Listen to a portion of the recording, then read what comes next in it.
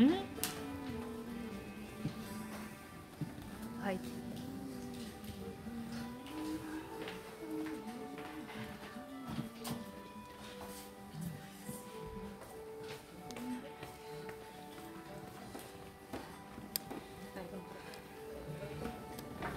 앞으로 진출하셨습니다.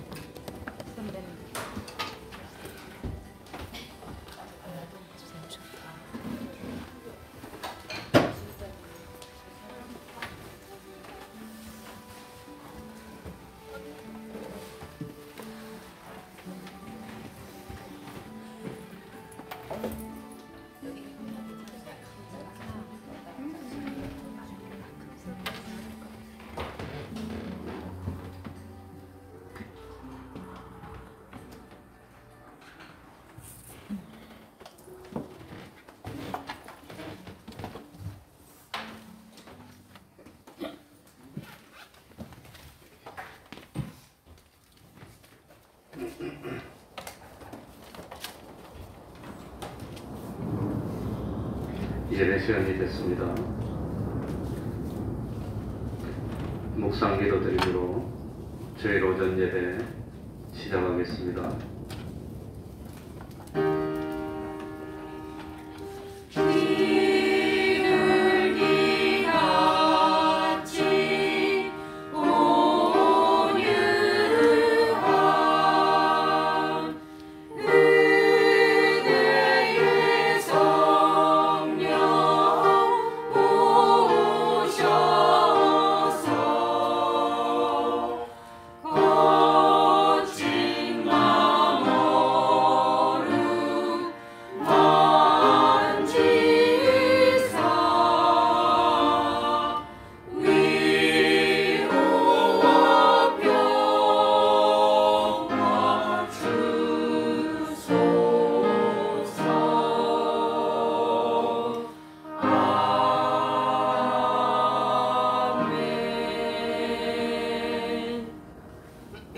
하나님 아버지, 변함없이 우리를 사랑하여 주시고 오늘도 거룩한 주일을 허락하여 주셔서 우리를 하나님의 전으로 이끌어 주시고 하나님께 예배드릴 수 있도록 은혜 베풀어 주시니 참으로 감사드립니다. 하나님 아버지, 참 하나님 앞에 양심에 그리낌이 없는 삶을 살게 하여 주시고 담대함을 얻어 하나님께 구하는 것을 응답받는 기쁨을 누리는 신앙생활하는 저희들이 될 수 있도록 하여 주옵소서. 하나님 아버지, 하나님에 대해서도 그리낌이 없고 사람에 대해서도 그리낌이 없고 물질에 대해서도 그리낌이 없고 어떤 사건을 만나더라도 참 그 사건에 대해서도 전혀 그리낌이 없이 하나님만 바라보고 하나님만 의지하고 하나님만 사랑하고 하나님만 두려워하고 하나님의 말씀에만 복종하는 저희들이 되게 하여 주셔서 하나님의 백성된 도리를 다하게 하여 주시고 우리의 신앙에서 외식을 버리게 하여 주시고 오로지 하늘나라를 소망하며 말씀을 준행하여서 참으로 복에 거는되는 저희들이 되게 하여 주옵소서. 세상에 전쟁과 전쟁의 소식이 있습니다. 처처의 기근의 소식들이 있습니다. 하나님 아버지, 이제는 우리들의 신앙이 자다가 깰 때가 된 것 같습니다. 정신 차리게 하여 주시고 마음의 허리를 동이게 하여 주시고 그야말로 기름 준비하는 저희들이 되게 하여 주셔서 참 믿음을 지키기 어려운 캄캄한 밤중이 왔을 때 그럴 때에 참 등불을 밝히고 어둠을 물리치는 저희들 될 수 있도록 하여 주옵소서.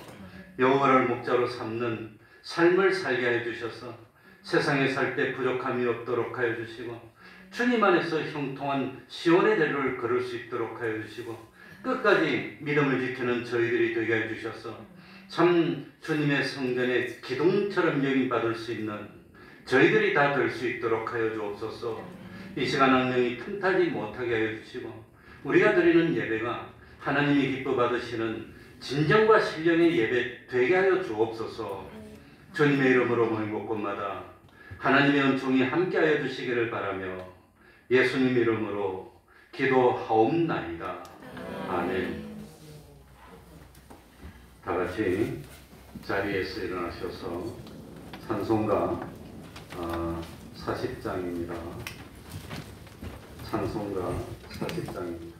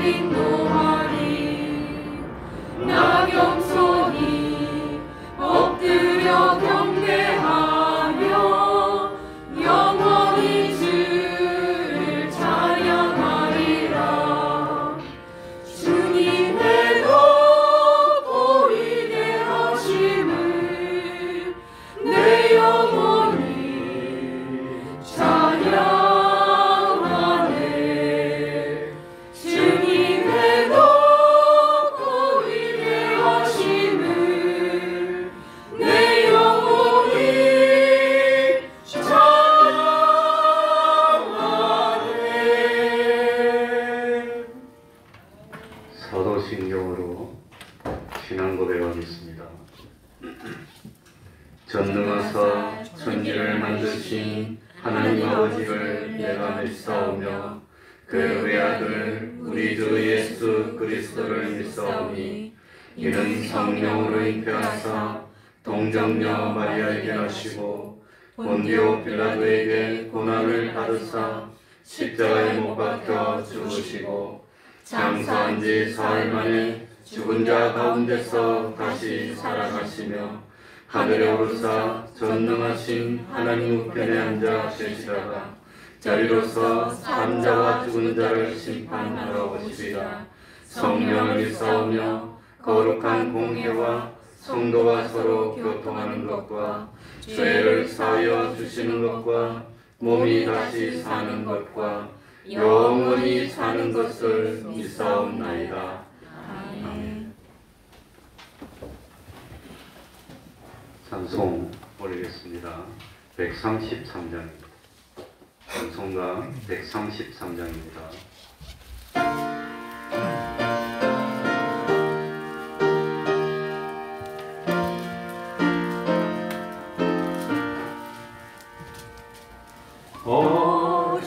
어저께나 오늘이나 아무 때든지 영원토록 변함없는 거룩한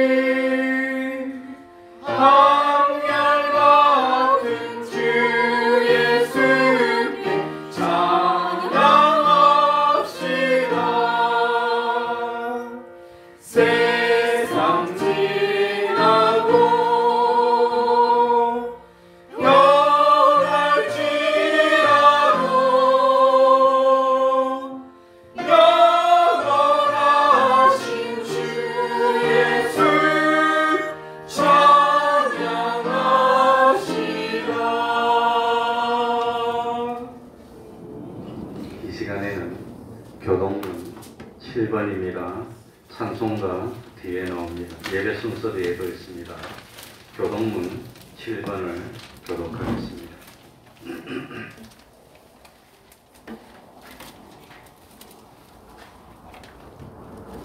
교동문 7번입니다. 지금 뭐 비행기 소리가 나서 시끄럽긴 하지만 이럴 때일수록 집중하고 예배에 마음을 모아서 비행기 소리를 이기는 우리가 되어야 되겠습니다.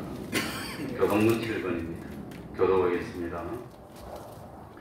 하나님이여 나를 보호하소서. 내가 주께 피하나이다. 내가 여호와께 아뢰되 주는 나의 주시오니 주 앞에는 나의 복이 없다 하였나이다. 땅에 있는 성도는 존귀한 자니 나의 모든 즐거움이 저희에게 있도다. 다른 신에게 예물을 드리는 자는 괴로움이 더할 것이라. 여호와는 나의 산업과 나의 자네 소득이시니 나의 분깃을 지키시나이다. 내게 줄로 세워준 구역은 아름다운 곳에 있으며 나의 기억이 실로 아름답도다. 나를 훈계하신 여호와를 송축할지라. 밤마다 내 심장이 나를 교훈하도다. 내가 여호와를 항상 내 앞에 모심이여 그가 내 우편에 계심으로 내가 요동치 아니하리로다. 아멘. 이제 성가대 찬양 읽겠습니다.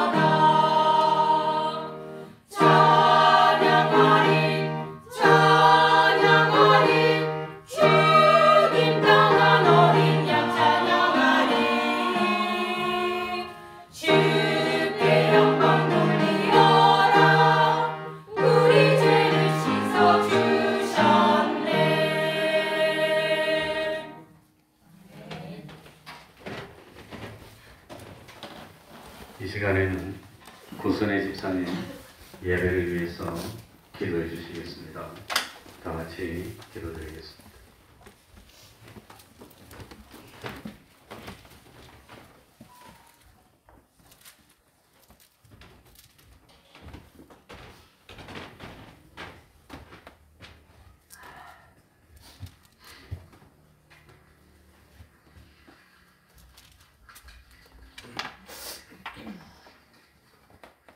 기도하겠습니다.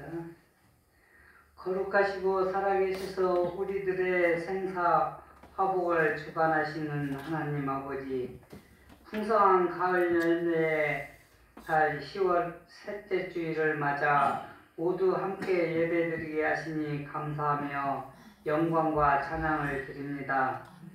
세계는 전쟁과 경제 악화, 무역과 경제 위기 등 대체 어려운 상황임에도 불구하고 이념과 정당에 따라 너무도 다르게 판단하며 혼돈과 부패의 정치가 심각한 가운데 있으니 모든 국민이 바른 판단과 분별력을 가지고 영적 전쟁에 승리하게 하옵소서. 상식과 법치, 정의가 회복되게 하시고 정치와 세대, 빈부의 갈등이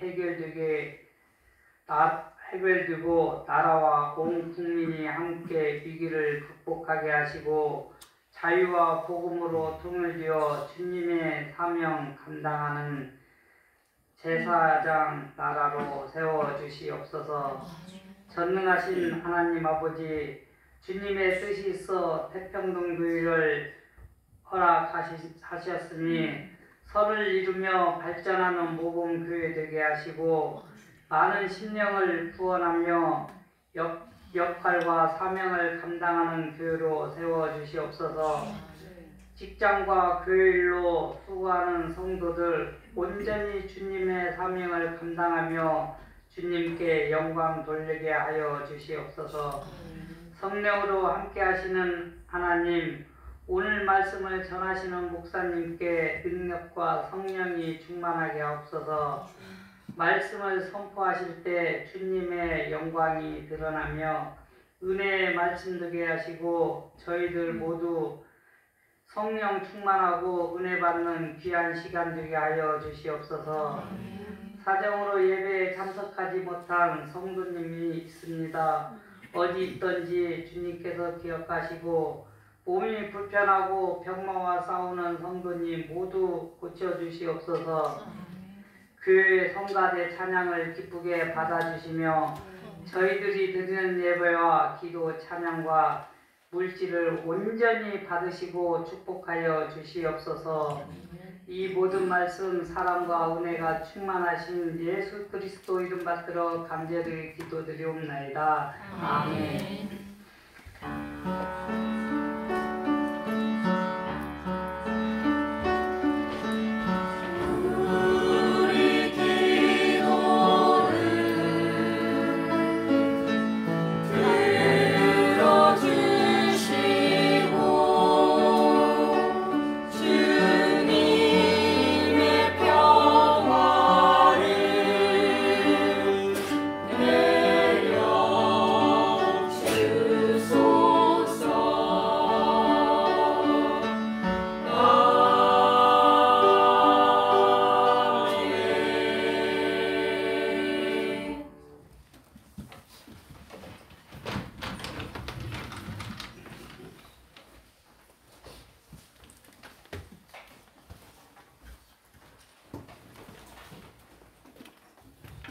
하나님의 말씀 신약성경입니다.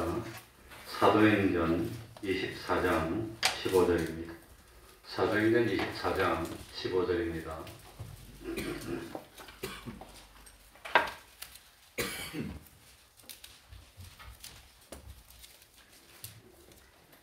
(15절) (16절) 두 절을 제가 읽겠습니다. 저희의 기다리는 바 하나님께 향한 소망을 나도 가졌으니 곧 의인과 악인의 부활이 있으리라 함이라. 이것을 인하여 나도 하나님과 사람들을 대하여 항상 양심에 거리낌이 없기를 힘쓰노라. 아멘.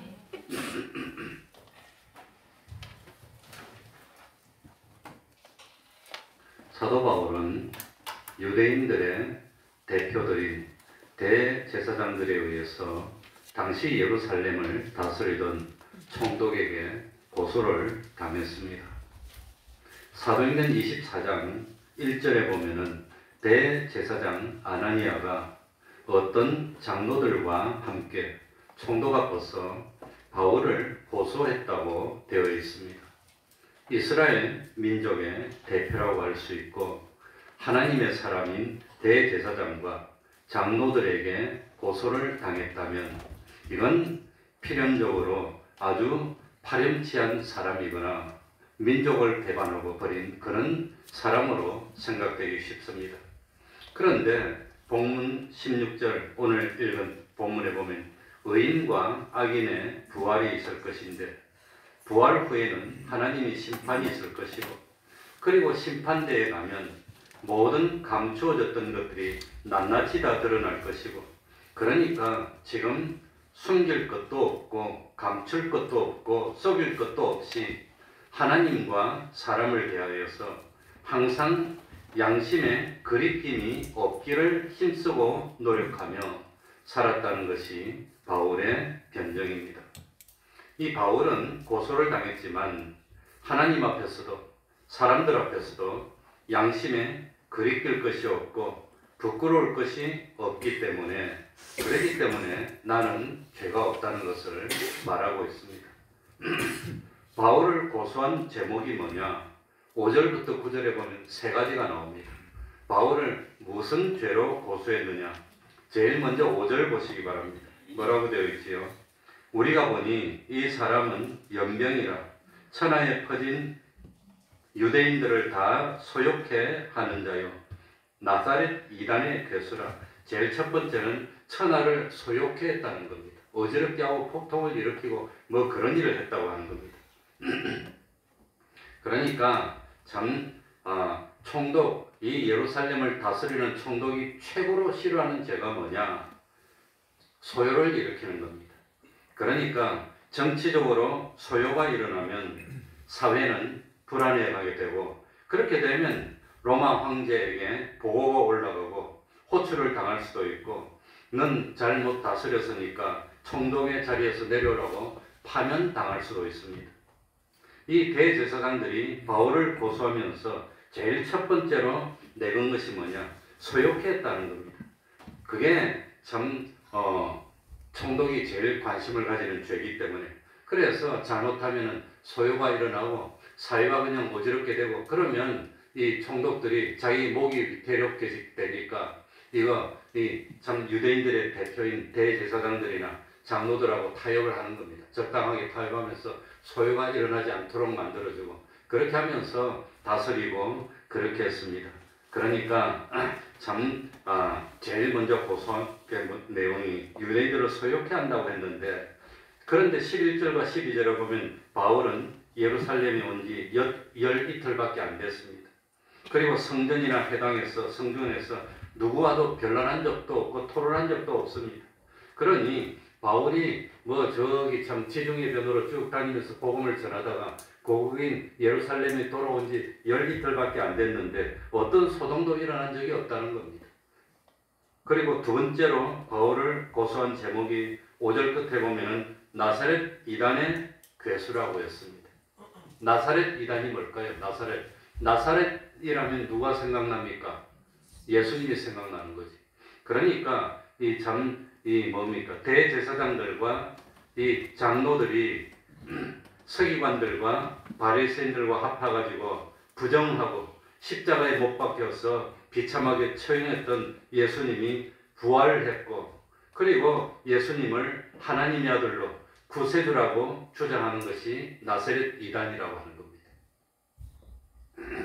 만약에 바울의 이런 주장이 옳다면 예수님을 못 박았던 장로들이나 서기관들이나 바리새인들이나 대제사장들은 무죄한 자를 십자가에 처형했던 죄인들이 되고 마는 겁니다. 그래서 바울을 나사렛 이단이라고 그러니까 제일 먼저는 정치적인 목적으로 고소를 했고 두 번째는 자기들의 안위를 위해서 사도 바울은 나사렛 이단이라고 하는 겁니다.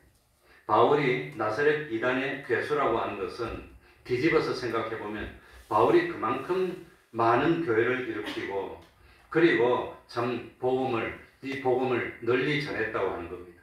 그래서 대제사장들이나 이 이스라엘 종교 지도자에게 엄청난 타격을 입히고 있다는 것을 반증하고 보여주는 표가 된다고 하는 겁니다. 그러니까 바울이 가는 곳곳마다 교회가 세워지고, 그리고 바울이 회당에 들어가서 한번 설교를 하면 회당이 갈라져 버리는 겁니다. 얼마나 안 좋습니까? 그래가지고 바울을 따르는 사람도 있고 그대로 유대교를 믿는 사람도 있고, 이러니까 유대교 지도자들이 바울을 죽이려고 그냥 작정하고 들었다고 하는 겁니다. 그러니 참 이 바울을 보고 뭐라고 그럽니까? 연병이랍니다. 연병. 연병이 뭡니까? 연병은 무서운 속도로 전염돼서 수많은 사람을 쓰러뜨리는 그런 병이라고 하는 겁니다. 그러니 바울이 하나님의 능력이 함께하니까 수많은 병자를 고치고 기적을 일으키고 역사가 막 일어나가지고 바울이 그냥 복음을 전하면 교회가 서고 사람들이 돌아서 가는 일이 많았더니 그걸 사람들이 연병이라고 표현했다고 하는 겁니다. 이 연병이라는 표현은 실제로 이 초대교회 시절에 이 이스라엘 총독이 로마 황제에게 보고했던 그 문서가 지금도 남아 있습니다. 그 문서를 보면 연병이라고 하고 있어요. 이 연병이라고 하는 것은 코로나처럼 그렇게 기독교가 막 퍼졌다고 하는 겁니다. 그러니까 이 사도 바울은 이 제사장들이 나사렛 이단의 괴수라고 하는 것을 부정하지 않습니다. 14절 보시기 바랍니다. 뭐라고 했지요? 14절에 보면 나는 저희가 이단이라는 돌을 쫓아서, 그러니까 그 부인하지 않습니다. 난 나사렛 이단이다. 난 나사렛이다. 조상의 하나님을 섬기고, 그런데 조상의 하나님을 섬기고 율법과 및 선지자들의 글에 기록한 것을 다 믿는다고 했다고 하는 겁니다. 그러니까 대제사장들과 장로들이 주장하는 나사렛 이단의 가르침을 따르는 것은 맞지만, 예수님을 하나님의 아들로 구세주로 믿는 것은 맞지만, 그렇지만 내가 믿는 것이 옳다고 하는 겁니다. 그래서 내가 믿는 하나님은 누가 믿는 하나님? 조상들이 믿었던 하나님. 조상이 누굽니까? 아브라함이 믿었던 하나님입니다. 지금 중동에 저 난리인데 난리치는 사람이 안타깝게도 다 아브라함의 후손들입니다. 원래 있던 가나안 7부족도 있기는 있지만 아랍 족속들은 누구의 자손이지요? 하갈의 자손입니다. 그리고 밑에 있는 뭡니까? 밑에 있는 사람 요르단은 누구 자손입니까? 롯의 자손입니다. 아브람과 롯이 갈라져. 롯의 자손이 암몬, 모압이니까 그 요르단 동편이 모압입니다. 암몬입니다. 이번에 내가 갔다 왔는데 그 사람들이 다 그 사람들입니다. 그러니까 가자 지구는 누가 살고 있는 데입니까? 다윗 때부터 블레셋 후손들이 살고 있는 데입니다. 그러니 지금도 베들레헴 이런 데 가면은 뭡니까? 이 무덤을 반쪽해 가지고 아브라함의 아들 에서 자손들은 아랍 사람들이고 이삭의 자손들은 유대인들이고 그 형제들입니다. 그런데 왜 싸웁니까? 아무튼 그러니까 조상들이 믿던 하나님을 믿으니까 내가 믿는 하나님 다르고 제사장들이 믿는 하나님 다르다 말입니까? 같은 하나님입니까? 같은 하나님 믿는다고 하는 겁니다. 그리고 또 뭐라고 했습니까? 율법과 및 선지자들의 글에 기록한 것을 다 믿는다고 했습니다. 그러니까 율법은 누가 쓴 그 율법이지요? 모세가 하나님의 감동을 받아 쓴 율법을 다 믿고, 그리고 이 선지자는 이 구약 성경에 나오는 선지서들입니다. 그거 다 믿고 있다고 하는 겁니다. 그러니까 사실은 나사렛 이단이 아니라 나사렛 뭐지요? 정통이라고 하는 겁니다. 나사렛 정통이라고 하는 겁니다. 그걸 은근중에 나타내고 있다고 하는 겁니다. 그리고 이 제사장이 참 고소한 세 번째 죄가 뭐냐? 성전을 더럽게 하고 성전을 못 오겠다고 하는 겁니다. 17절, 18절을 읽어보면 바울은 예루살렘을 떠난 지 여러 해 만에 이스라엘 백성들을 구제하기 위해서 구제금을 들고 재물을 가지고 성전에 옵니다. 그래가지고 예루살렘에 와가지고 다른 것 하지 않고 성전에서 뭐합니까? 정결케 하는 예식을 거행했습니다.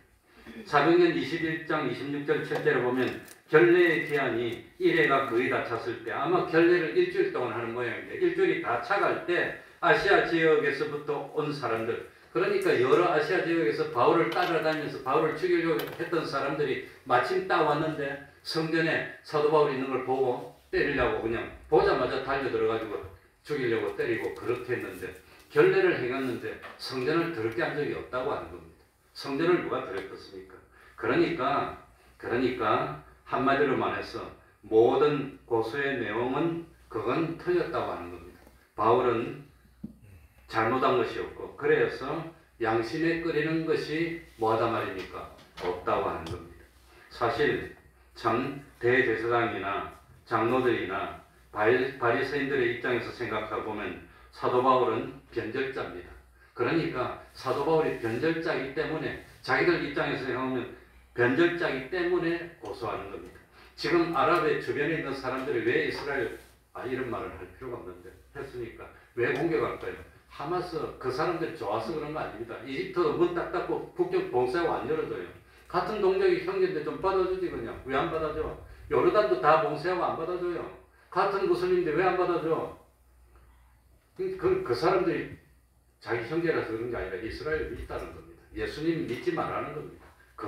그러려고 그래서 이스라엘 없애려고 하는 게 목적이지. 하나님 믿는 사람들 없애는 게 목적이지. 자기 형제 그거 돕기 위해서 그러는 게 아니라는 겁니다. 저거들 도우려면 국경 다 열어서 받아줘. 좀. 웨스트뱅크에 있는 사람들도 좀 받아주고 가자 지구에 있는 사람 이집트 인구가 1억이 넘는데 그까지 200만 명 받아준다고 뭐지 됩니까? 그거 다 받아주고 그냥 왔다 갔다 하게 해주면 잘 살 거 아니에요. 그게 목적이 아니라 예수 믿지 말라는 거예요.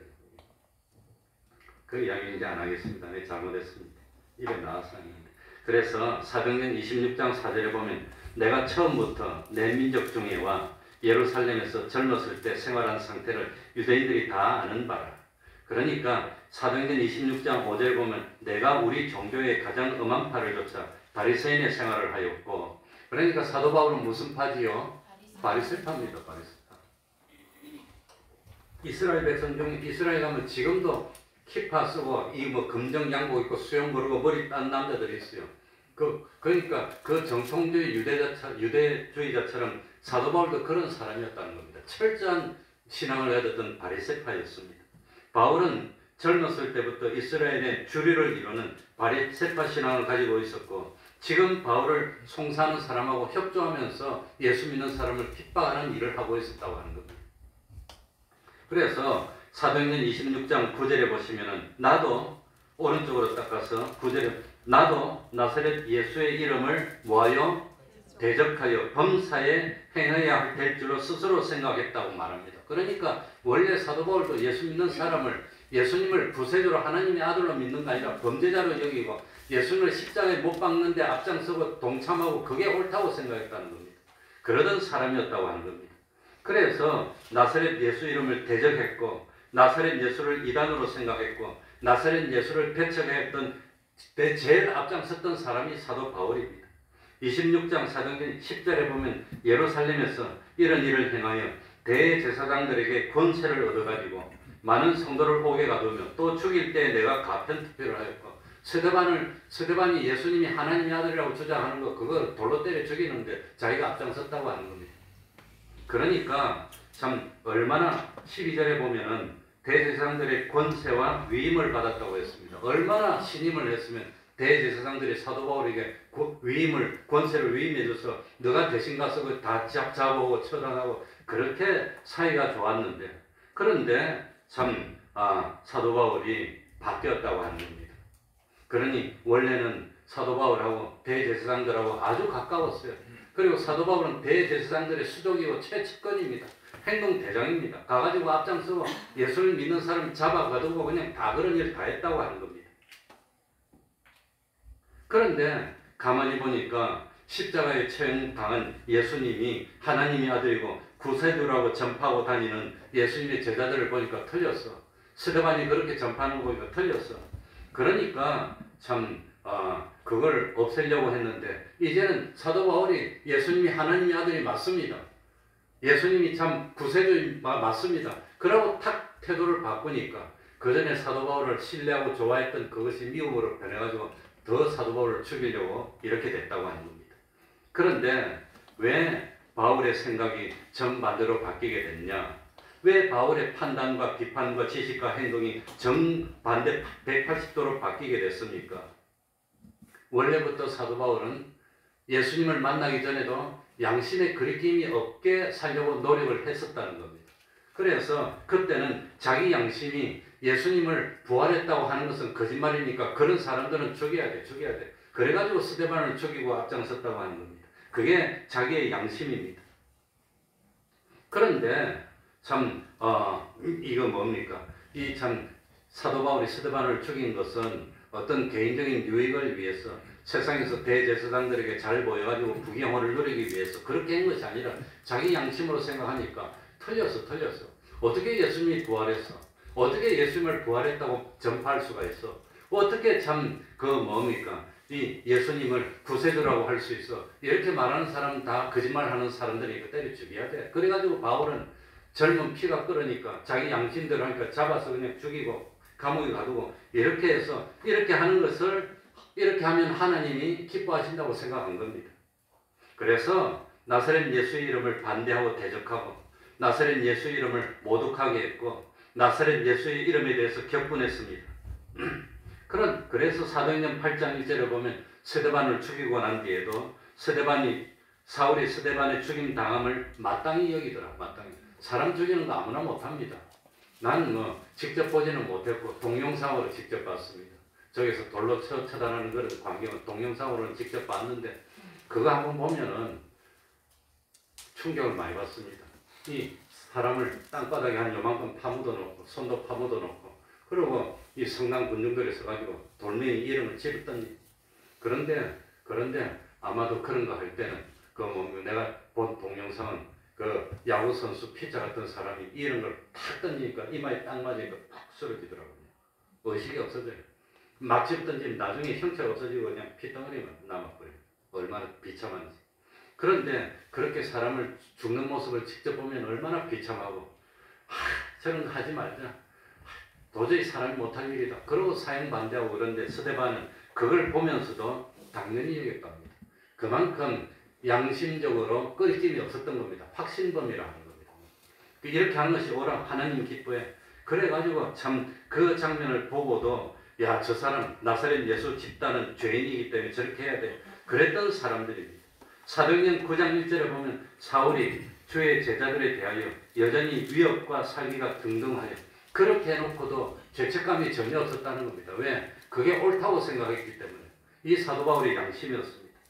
그런데 하나님은 이 스데반이 원래부터 부귀영화를 위해서 양심을 속이는 게 아니라 그런 일이 옳다고 생각해서 했기 때문에 사도 바울은 하나님을 참 이방인을 전도하기 위한 그릇으로 사도로 준비하고 이만하면 됐다. 더 이상 죄를 범하면 너무 큰 죄가 되니까 하나님이 돌이켜. 그래가지고 참 이 뭡니까? 사도 바울이 다메섹으로 가는 도중에 강한 빛을 받습니다. 그러니까 다니엘서도 그렇고 계시록에도 그렇고 예수님이 부활하신 예수님이 영광 중에 나타나면 어떻게 나타납니까? 빛이 확 나타납니다. 모세는 예수님이 아니라 하나님을 만나고 왔는데 이 하나님을 만나온 모세도 얼굴이 빛이 나니까 사람들이 무서워서 못 봤어. 고향에 보면 하나님을 만나고 와가지고 이 모세가 어떻게 하고 사람들 앞에 나타납니까? 얼굴을 가리고 그거 보고 겁이 나니까. 그만큼 예수님이 영광인데 그 다메섹으로 가다가 이 주님이 부활하신 주님이 나타났어. 그래가지고 사도 바울이 깜짝 놀래가지고 주여 니시니까 물어봅니다. 그랬더니 네가 핍박하는 예수니라. 그러니까 바울이 확 쓰러졌다. 그러니까 이 바울의 생각에는 예수님이 십자가에서 사형 집행을 당해서 죽어서 끝난 줄 알았는데 진짜로 부활하는 겁니다. 진짜로 부활한 주님이 나타나서 자기한테 대화를 하고 말을 하는 겁니다. 그랬더니 양심적이었던 사도 바울은 충격을 받습니다. 얼마나 심한 충격을 받았는지 아라비아 광야로 와서 3년을 안 나타나고 있습니다. 그만큼 충격을 받고 또 잘못된 것을 돌이키는데 참 정리할 것도 많고 회개할 것도 많고 내가 그동안 한 행동들이 다 잘못된 거구나. 죄 없는 사람을 죽였구나. 얼마나 참 양심적인 사람이니까 크겠습니까? 우리 대한민국에서도 외정시대 때 어떤 이름이 지금 잘 생각이 나지 않는데 어떤 젊은이가 사법고시 합격해서 외정시대 때 합격했으니 얼마나 뛰어났겠어요. 일본 사람들 다 제치고. 그게 판사가 됐어. 그 판사가 돼가지고 실제로 있던 일입니다. 어떤 사람 보고 판결에서 사형을 선고했어요. 자기 양심에는 사형이 맞다고 생각해서 사형 집행했는데 집행하고 난 뒤에 진범이 나타났어요. 엉뚱한 사람 죽인 거예요. 합법적으로 죽였어 그것도. 그래가지고 이 사람이 충격받고 사표를 내고 절에 들어가 버렸어요. 아무튼 뭐 그런 역사가 있었습니다. 그러니 사도 바울도 마찬가지입니다. 죄 없는 사람들 죽였구나. 그래가지고 바울이 양심적이니까 그 순간부터 내가 잘못했어. 예수님이 하나님의 아들이 맞아요. 예수님이 구세주가 맞아요. 그걸 증거하는 겁니다. 언제까지 증거했느냐? 순교로 죽는 순간까지 증거합니다. 쉬지 않고 증거했다는 겁니다. 그러니까 바울은 원래부터 양심에 끄리낌이 없는 생활을 했다고 하는 겁니다. 그러고 난 뒤에 이 사도 바울은 양심적이니까 정말로 이때까지는 예수님이 참 죄인으로 여겼는데 자기가 그걸 깨닫고 난 뒤에는 예수님을 하나님의 아들로 구세주로 증거하면 대제사장들하고 어떻게 될까요? 원수 되는 거예요. 원수. 핍박이 오기 시작하는 겁니다. 왜냐하면 권세를 그 사람들이 다 가지고 있기 때문에. 이게 참 이스라엘은 자치권을 가지고 있었는데 이 사람들이 핍박하면 갈 데가 없어. 그러니까 어려움을 당할 걸 알면서도 자기가 틀렸으니까 떳떳하게 증거해요. 내가 이때까지 잘못 알고 잘못했습니다. 이 참 예수님이 하나님의 아들이 맞습니다. 그러고 참 전파해가지고 제사장들이 믿고 싫어하고 자기들을 위해서 일하던 사람이 자기 최반대편에 서니까 미움이 거해서 이 사도 바울을 죽이려고 한 겁니다. 그래서 사도행전에 보면 사도 바울이 설교하는 내용들이 이제 한 두세 번 나옵니다. 근데 사도 바울이 설교하는 내용이 나오는데 그 사도 바울의 설교가 전부 내용이 뭐냐? 바로 이 내용입니다. 왜 내가 옛날에는 예수님을 죽이는 데 앞장섰고 예수님을 반대하는 데 앞장섰었는데 왜 지금은 예수님이 하나님의 아들이 맞느냐 하는 것을 변정하는 내용입니다. 다 그 내용입니다. 사도 바울의 설교는 다 그거라고 하는 겁니다. 그래서 14절 제가 다시 읽어보겠습니다. 그러나 이것을 당신께 고백하리이다. 나는 저희가 이란이라 하는 도를 조차 조상의 하나님을 섬기고 율법과 및 선지자들의 글에 기록된 것을 다 믿으며 저희의 기다리는 바 하나님을 향한 소망을 나도 가졌으니 곧 의인과 악인의 무엇이 있으리라 함이라. 부활이 있으리라 함이라. 부활이. 바울은 자기를 고소한 이스라엘의 대제사장들이나 장로들이 이단이라고 정죄한 바로 그 도를 믿고 따른다는 사실을 분명하게 밝혔습니다. 그러면서 자기를 고소한 사람들이 믿고 있는 것과 똑같은 믿음을 가졌다고 하는 것을 밝히기 위해서 조상의 하나님, 아브라함의 하나님, 이삭의 하나님, 야곱의 하나님을 믿는다는 겁니다. 그리고 율법과 선지자의 글을 다 믿고 의인의 부활, 악인의 부활이 있다는 것을 믿고 있습니다. 그를 고백. 그리고 16절에 이것을 인하여 나도 하나님과 사람을 대하여 무엇에 거리낌이 없기를 힘쓰노라. 양심에 거리낌이 없기를 힘쓴다고 하는 겁니다. 사도 바울은 평생 양심에 거리낌이 없는 삶을 살려고 힘썼던 사람입니다. 그러니까 항상이라고 하는 것은 영원이라는 뜻입니다. 부활한 예수님을 만나기 전에도 젊은 시절에도 양심에 거리낌이 없기를 힘썼고 만난 후에도 양심에 거리낌이 없기를 힘썼고 지금도 양심에 거리낌이 없기를 힘쓴다고 하는 겁니다. 그래서 앞에 보면 사도행전 23장 1절에 보면 바울이 예루살렘 성전에서 잡혀 죽을 고비를 넘긴 후에 사내들인 공의를 소집하고 바울이 공의에서 자기를 변정하는 내용이 나오는데 그 변정하는 내용 중에서 오늘날까지 내가 범사의 양심을 따라 하나님을 섬겼다고 하는 겁니다. 그러면서 왜 나사렛 예수를 증거하게 됐는지, 왜 예수님을 반대하다가 지금 예수님을 증거하는 사람이 됐는지를 변정하는 거예요. 이게 바울입니다. 옛날에는 예수님을 반대하는 사람인데 이제는 예수님을 위해서 피를 흘리고 죽겠노라 하는 겁니다. 거짓말을 위해서 피를 흘리고 죽겠노라 그러지는 않습니다. 사람들이. 그래서 참 뭡니까? 그럴 때 하나님이 예수님 사도 바울에게 나타나서 너가 여기서 증거한 것처럼 어디 가서도 증거하라. 로마에 가서도 증거하라는 겁니다. 로마에 가서. 그러면서 사도 바울의 양심은 하나님에게 인정받았다고. 하나님에게 인정받았습니다. 그래서 마태복음 6장 23절에 보면 눈이 나쁘면 온 몸이 어두울 것이니 그러므로 너에게 있는 빛이 어두우면 그 어두움이 얼마나 하겠느냐. 눈이 나쁘면 사물을 바로 보지 못하게 됩니다. 무엇이 옳은지 무엇이 틀린지 어느 길로 가야 내가 살 수 있는지 어느 길로 가면 살지 못하는지 그걸 알 수가 없게 됩니다. 눈이 나쁘면 참 올바름을 판단할 수가 없습니다. 그런데 눈이 몸을 인도하는 것처럼 양심은 자기 마음을 인도한다는 겁니다. 자기 마음을. 그래서 참 양심은 마음을 인도하는 뭐지요? 빛이라고 하는 겁니다. 그게 빛입니다. 그러니까 너에게 있는 빛이 어두우면 양심이 밝아야 되는데 양심이 어두우면 마음이 그냥 어디로 가는지 망하는 대로 가는지 험하는 대로 가는지 죄를 지으면서도 죄인지도 모르고 일이 된다고 하는 겁니다. 그게 문제입니다. 양심이 삐뚤어지고 양심이 둔해지고 양심이 제 기능을 하지 못하면 모든 마음의 판단들은 다 삐뚤어지게 되고 우리 신앙은 엉망이 되고 마는 겁니다. 그래서 양심이 없는 사람은 몸에서 뭐가 없는 사람과 똑같아요? 눈이 없는 사람과 똑같아요. 그럼 어떻게 갑니까? 그건 못 가는 거지. 그래서 참 우리는 양심을 파묻으면 안 된다고 하는 겁니다.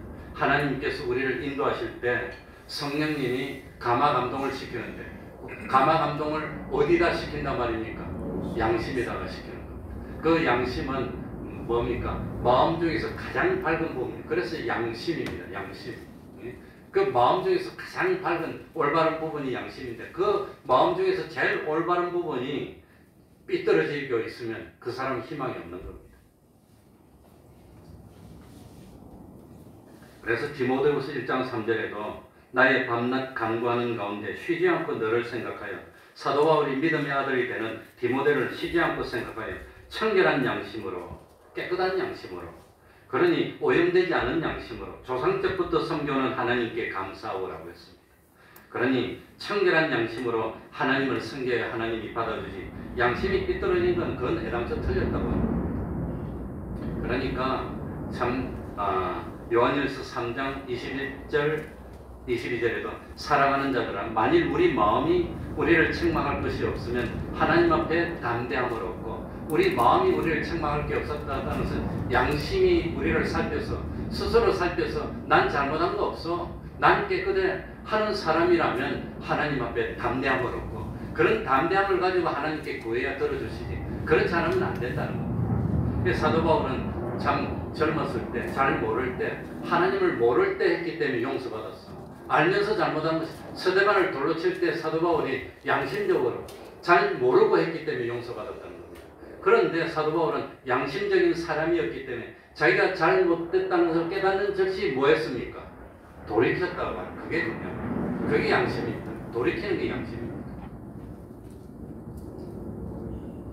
돌이켰다고 하는 겁니다. 돌이켜야 돼. 돌이키지 못하면 안 돼. 그런데 양심은 돌이키라고 하는데 실제로는 틀린 줄 알면서 나가면 그거는 희망이 없다고 합니다. 그렇습니다. 그래서 참 이 사도 바울이 송사를 당했지만 떳떳하고 담대하게 자신을 변정할 수 있었던 이유는 양심으로 살펴서 잘못된 것이 없었기 때문입니다. 난 깨끗했기 때문입니다. 그래서 하나님도 사도 바울의 양심을 인정했고 너가 여기서 증거했잖아. 너가 올바르니까 넌 참 담대한 마음을 가지고 로마에서 가서 황제 앞에서도 증거해. 그 황제 앞에서 증거했는데 황실의 사람들이 믿고 권위병들이 믿고 그래가지고 그 뿌리가 있어서 나중에 뭡니까? 참 그 콘스탄틴이 황제가 될 때 이 권위병들이 콘스탄틴이 이 왕이 쟁탈전을 벌일 때 황제 자리를 놓고 싸웁니다. 그래갖고 지면 죽고 이기면 황제가 되는데 그거 할 때 콘스탄틴이 내가 황제가 되면 기독교를 인정하겠다고 합니다. 그랬더니 권위병이 한 1700년 되는 장교들이고 딱 핵심들인데 그 사람들이 콘스탄틴한테 확 기울어지는 겁니다. 그래가지고 뭐 대세가 일어나서 그게 사람이 참 황제가 됐고 그래야 기독교가 인정을 받게 된다고 합니다. 그런데 양심에 끓임이 없다고 무조건 다 되느냐? 그건 아닙니다. 양심 자체가 잘못되었을 수 있다고 하는 겁니다. 사도 바울이 그랬습니다. 양심대로 했지만 스데반을 쳤다고 하는 겁니다. 왜냐하면 잘못된 지식을 갖고 있었으니까. 예수님이 죄인이라는 잘못된 지식을 갖고 있었으니까. 그러니까 참 아무튼 양심에 그리낌이 없다고 해서 온전한 건 아닙니다. 하나님의 말씀에 그리낌이 없어야 됩니다. 그래서 양심이라고 다 똑같은 양심이 아니고 무슨 양심? 선한 양심. 하나님의 말씀대로 된 양심. 그 양심으로 살펴야 되는 겁니다. 애당초 양심의 호소를 묵살하고 양심을 외면하는 사람이라면 희망이 없는 사람입니다. 짐승은 본능에 따라 살고 사람은 무엇에 따라 살아야 되지요? 양심에 따라 살아야 됩니다. 본능에 따라 사는 건 그건 짐승입니다. 그 짐승은 양심이 없는 겁니다.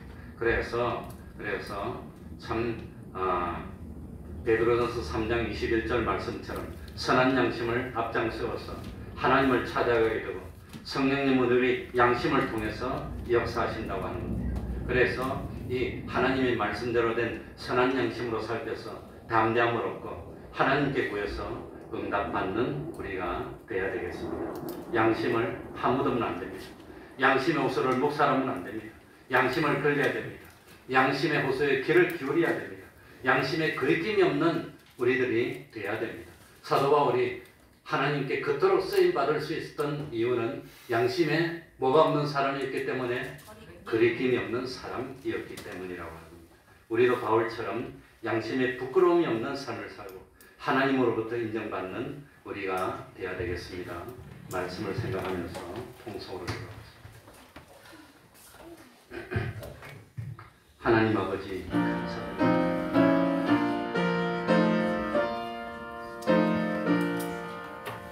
하나님 아버지 주님의 은혜를 주옵소서.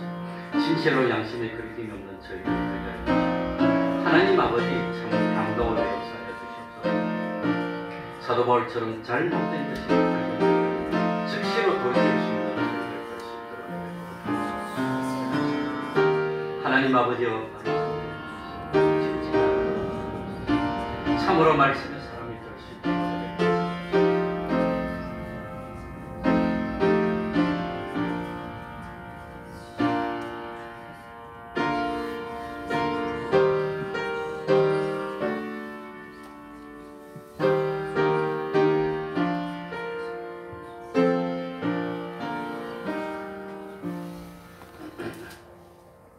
찬송 올리겠습니다. 434장입니다. 434장입니다.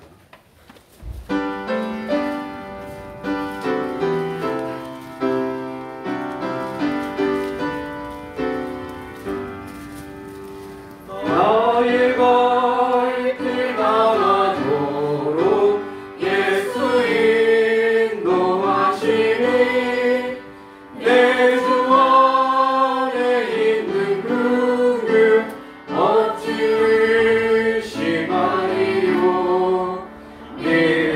믿음으로 사는 자는 하늘 위로 받겠네. 무슨 일을 만나든지 만사 형통하리라. 무슨 일을 만나든지 만사 형통하리라. 나의 발길 나가도록 예수 인도하시니 어려운 일 당한 때도 족하게 해주시네. 나는 심히 고단하고 영혼 매우 가난하. 나의 앞에 반석에서 샘을 나게 하시네. 나의 앞에 반석에서 샘을 나게 하시네. 나의 갈길 나가도록 예수 인도하시니 그의 사랑 어찌 큰지 말로 알 수 없구나. 성령 강화하는 너무 하늘 날아갈 때에 영영 부를 나의 찬송 예수 인도하셨네. 영영 부를 나의 찬송 예수 인도하셨네.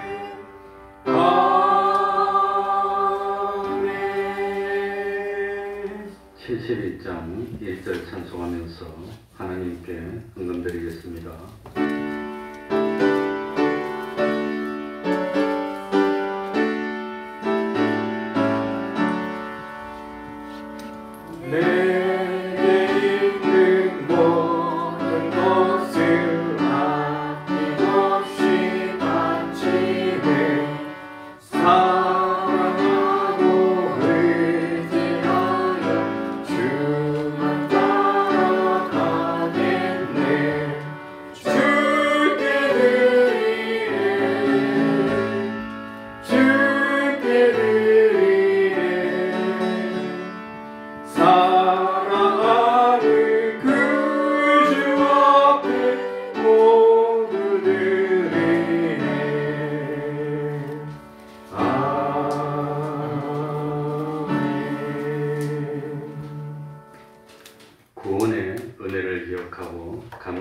회복하게 하시니 감사합니다. 성경 목록과 배우게 하시니 감사합니다. 삶 속에서 성전 생활하게 하시니 감사합니다. 범사에 감사합니다. 우리의 작은 신음에도 응답하시는 주님, 주님의 은혜에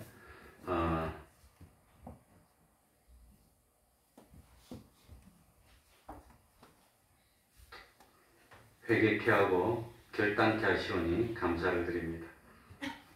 돌이켜, 주님의 은혜 돌이켜. 네, 한번 기도하겠습니다. 하나님 아버지, 오늘도 주일 지키게 하여 주시니 감사드립니다. 구원의 은혜를 기억하고 감사하게 하시니 감사합니다.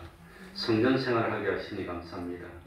참 우리의 신음에 응답하시고 돌이켜서 참 결단케 하시니 감사를 드립니다. 하나님 아버지, 참 양심에 거리낌이 없는 삶을 사는 저희들이 되게 하여 주옵소서. 그리하여서 참 하나님께 앞에서 담대함을 얻고 무엇을 구하든지 응답받을 수 있는 저희들이 되게 하여 주옵소서. 그야말로 사람에게 인정받기보다는 심판대에서 인정받을 수 있는 저희들 될 수 있도록 은혜 베풀어 주옵소서. 하나님, 날씨가 추워졌습니다. 건강 지켜주시고 금년 겨울의 추위도 잘 넘길 수 있도록 하여 주시고 전쟁들이 하루속히 참 이게 다 종식이 되고 서로 원수까지도 사랑할 수 있는 그런 세상 될 수 있도록 은혜 베풀어 주시옵소서. 예수님 이름으로 기도하옵나이다. 아멘.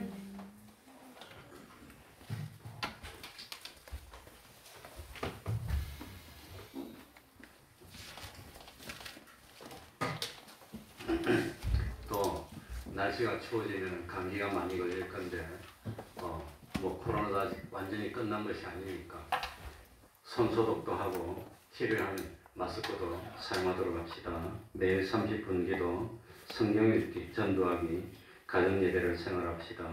매주 금요일 밤 8시부터 기도회에 있습니다. 그러면 다 같이 일어나셔서 일당 찬송 부르고 축도로 마치겠습니다.